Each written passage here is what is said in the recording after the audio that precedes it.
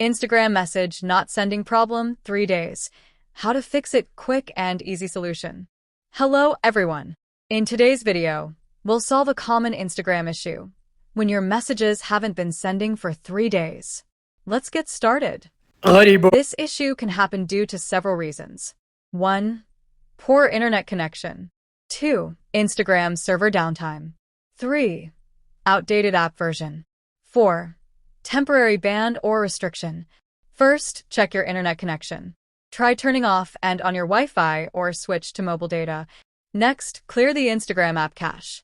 On Android, Settings, Apps, Instagram, Storage, Clear Cache.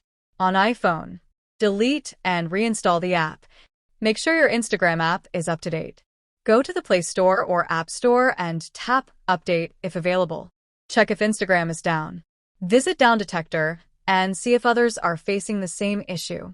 If yes, you may need to wait for Instagram to fix it. Make sure your account isn't restricted. Go to Settings, Account Status.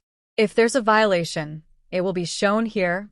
Another tip, try logging into Instagram on a different phone or on a browser. If it works there, the problem is with your phone.